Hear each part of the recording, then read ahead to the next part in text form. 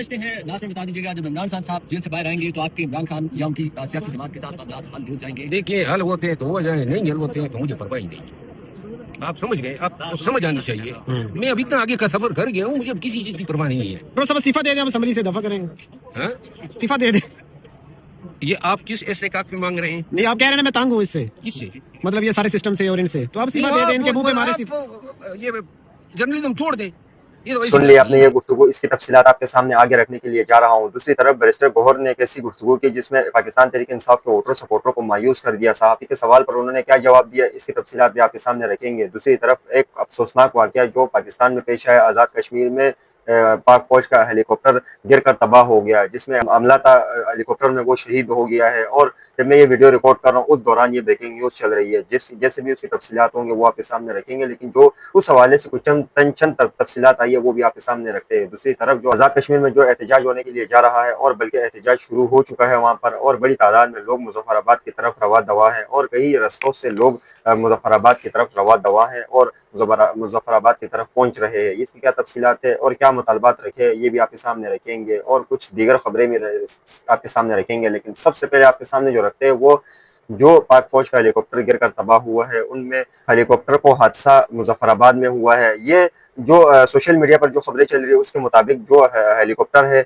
वो वहाँ पर मुजफ्फराबाद के एहतजाज के हवाले से वो सारी जो ना फुटेज इकट्ठी कर रहा है कि किन किन जगहों पर एहतजाज हो रहा है, और क्या क्या कौन कौन एहतजाज कर रहा है, और कितनी भारी तादाद में जो ना लोग वहाँ पर पहुंचे हैं। तो इसकी तफसीलात गालिबन जो सोशल मीडिया पर चल रहा है उसके मुताबिक के वो ये तफसीलात इकट्ठी कर रहा है, जिसके दौरान या किसी ने नीचे से कुछ ऐसी हरकत की है जिससे जहाज जो ना तबाह हुआ है, और या कोई टेक्निकी खराबी की वजह से ये जहाज गिरकर तबाह हुआ है। जो भी होगा इसकी तफसीलात फिर आने वाले टाइम में पता चल जाएगा। लेकिन DGSPR ने यह क्लेम किया है और उन्होंने ट्वीट किया जिसमें उन्होंने बताया कि मुजफ्फराबाद में पाक फौज का हेलीकॉप्टर गिरकर तबाह हो गया है, और उसके टेक्निकी वजूहात उन्होंने बताई है। लेकिन उनकी इन्वेस्टिगेशन जो चल रही है, उनके इन्वेस्टिगेशन जो भी होगा उसके तफसीलात आपके सामने रखेंगे। लेकिन अगली खबर आपके सामने जो रखते हैं वो भी इंतहाई अहम है, वो बैरिस्टर गौहर के हवाले से है। पाकिस्तान तहरीक इंसाफ की जो गिलगित में इलेक्शन है उसके हवाले से उन्होंने जो सीटों का ऐलान हो चुका है, कई हलकों में अभी भी जो ना रिकाउंटिंग हो रही है, तो यहाँ पर बैरिस्टर गौहर की एक अहम प्रेस कॉन्फ्रेंस सामने आई। हालांकि इसको बहुत पहले जो है इस प्रेस कॉन्फ्रेंस को करना चाहिए था, लेकिन उनकी प्रेस कॉन्फ्रेंस और मीडिया टॉक सामने आई जिसमें उन्होंने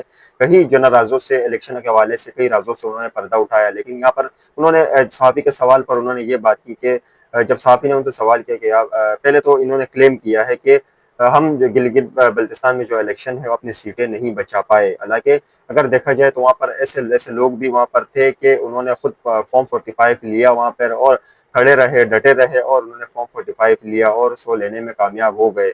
लेकिन यहाँ पर जब सहाफ़ी ने इनसे सवाल किया तो क्या आपकी स्ट्रेटेजी ऐसी नहीं थी, क्या आपके लोग ऐसे नहीं थे कि फॉर्म 45 ले सके? कितने लोगों ने स्ट्रगल की और फॉर्म 45 लिया तो आपके लोग नहीं ले सके? तो इस पर बैरिस्टर गौहर ने कहा कि हम इसमें नाकाम हैं।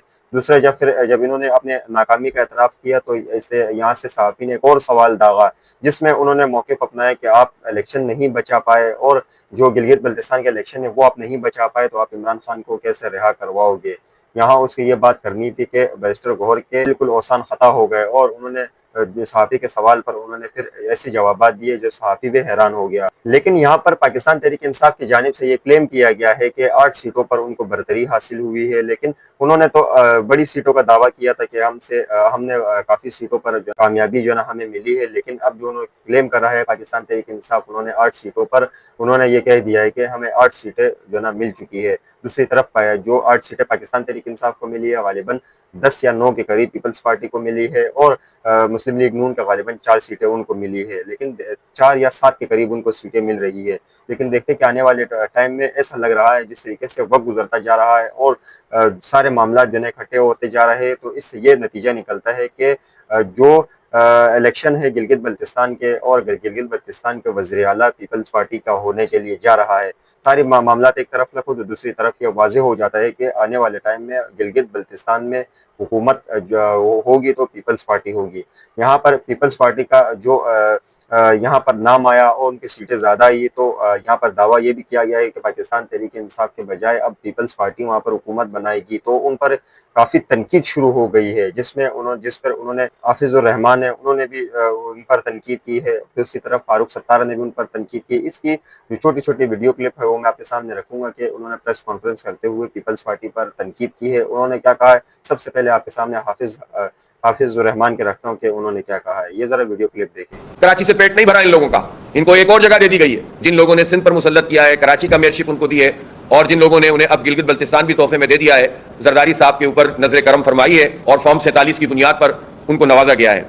पीपल्स पार्टी जिस तरह से अब पेश होकर सिंध के इस सिस्टम को मजीद कामयाब करना चाहती है, और अब वो गिलगित बल्तिस्तान तक भी ये सिस्टम पहुंचा दिया। सुन लिया आपने ये गुफ्तगू के इन्होंने क्या कहा, किस तरीके से पीपल्स पार्टी पर तनकीद कर रहा है, और जमात इस्लामी की जानिब से ये वाज़े कर दिया है कि जो इन्होंने सिंध का हाल किया है वही ये लोग, और कराची का जो हाल किया वही ये आज़ाद कश्मीर का करने के लिए जा रहा है। दूसरी तरफ अगर याद रहे कि इस तकरीर में पहले भी मुस्लिम लीग ने इनके रहनुमा ने यह वाज़े किया, अगर आप लाहौर को अच्छा देखना चाह रहे हो और लाहौर जैसा अच्छा है तो वैसा गिलगित बल्तिस्तान को अच्छा देखना चाह रहे हो तो आपने मुस्लिम लीग नून को वोट देना है, और अगर कराची जैसा गिलगित बल्तिस्तान चाहते हो तो फिर आपने पीपल्स पार्टी को वोट देना है। तो इस हवाले से क्योंकि जो ग्राउंड पर चल रही थी और जो ज़्यादा तादाद में लोग इनको देख रहे थे तो वो मुस्लिम लीग नून और पीपल्स पार्टी थी, क्योंकि पाकिस्तान तहरीक इंसाफ को इतना इलेक्शन में इतना बड़ा स्पेस नहीं दिया था उनको, लेकिन उसके बावजूद भी वो 8 सीटों में कामयाब हो गई है और मुस्लिम लीग नून वो 7 सीटों में कामयाब हो गई है। और लेकिन आने वाले टाइम में ये भी लग रहा है कि मुस्लिम लीग नून और पीपल्स पार्टी इत्तेहाद करके हुकूमत बना सकती है,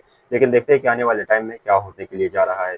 लेकिन यहाँ पर जो सबसे अहम गुफ्तगू फारूक सत्तार ने की है, उन्होंने क्या कहा है, ये ज़रा की वीडियो क्लिप देखे कि उन्होंने पीपल्स पार्टी के हवाले से जो उनका वज़ीर आला बनने के लिए अब जा रहा है तो उन हवाले से उन्होंने क्या गुफ्तगू की, ये ज़रा वीडियो क्लिप देखें। आएगी, लिहाजा इसी ट्रेन में 25 करोड़ आवाम को सवार कर दें, तरक्की के रास्ते पे लगा दें, खुशहाली के रास्ते पे लगा दें, खुद इन्हिसारी के रास्ते पे लगा दें, महंगाई गुर्बत रोजगार के खात्मे के लिए सबसे पहला इकदाम, बिजली तेल और गैस की कीमतों को कम करें, IPPs वालों की जो इजारादारी 20% कम हुई थी, मजीद 20% उसको कम करके लोगों को रिलीफ दें, तेल बिजली गैस की कीमतों को कम करके सेल्स टैक्स 17% है उसे कम करके 9% करें, पेट्रोलियम लेवी भत्ता सुन लिया आपने इनकी भी गुफ्तगू के इन्होंने पीपल्स पार्टी पर उन्होंने खुल के तनकीद की। हालांकि ये दो पार्टियां जो कराची में हैं ये सख्त मुखालिफ है पीपल्स पार्टी के, और उन्होंने इन पर किस तरीके से तनकीद की है वो मैंने आपके सामने रखी है। लेकिन अगर देखा जाए तो पाकिस्तान तहरीक इंसाफ के अगर तरीके से देखा जाए तो उन्होंने जिस तरीके से इन्होंने प्रेस कॉन्फ्रेंस की, इमरजेंसी प्रेस कॉन्फ्रेंस इनको करनी चाहिए इलेक्शन के हवाले से, वो इन्होंने नहीं की है, और फॉर्म 45 लेने में भी नाकाम हो चुके हैं पाकिस्तान तहरीक इंसाफ की मौजूदा लीडरशिप। लेकिन देखते हैं कि आने वाले टाइम में ये क्या करते हैं, और आने वाले टाइम इनके लिए बहुत अहम है, क्योंकि पाकिस्तान तहरीक इंसाफ के जो आज़ाद कैंडिडेट है उनको भारी अक्सरियत में जिताया गया है, लेकिन उनको जो फॉर्म 45 और उनको वोटों को कम किया गया है, इनमें बैरिस्टर गौहर और जो पार्टी की क़यादत है वो पूरी तरीके से नाकाम दिखाई दे रही है। अगली खबर आपके सामने जो रखते हैं वो भी इंतहाई अहम है, वो इमरान खान और शेर अफजल मरवत के हवाले से है। शेर अफजल मरवत एक बार फिर खबरों का जीनत बने। आज उन्होंने एक बार फिर मीडिया से गुफ्तगू की और एक बार फिर इमरान खान पर और जो पाकिस्तान तहरीक इंसाफ पर कीचड़ उछालने की उन्होंने कोशिश की। उन्होंने सहाफ़ी ने उनसे जब सवाल किए तो उनको सवाल जवाब में उनको ऐसे उनसे सवाल किए कि शेर अफजल मरवत खुद हैरान हो गए कि मैं अब इस सहाफ़ी को क्या जवाब दूँ। सहाफ़ी के सवाल पर उन्होंने क्या जवाब दिया, लेकिन जब आप सुनेंगे तो आप खुद हैरान हो जाएंगे कि सहाफ़ी ने इनको किस तरीके से इनसे सवाल किया और सहाफ़ी ने इस पर शेर अफजल मरवत ने इस पर किस तरीके से जवाब दिया। सवाल यूँ था एक सहाफ़ी की जानिब से कि सहाफ़ी की जानिब से पाकिस्तान तहरीक इंसाफ के हवाले से पूछा गया तो उन्होंने कहा कि मैं इन चीज़ों में नहीं पढ़ता, मैं तंग आ चुका हूँ इन पाकिस्तान तहरीक इंसाफ की क़यादत से, और उन हवाले से उन्होंने कई बातें की।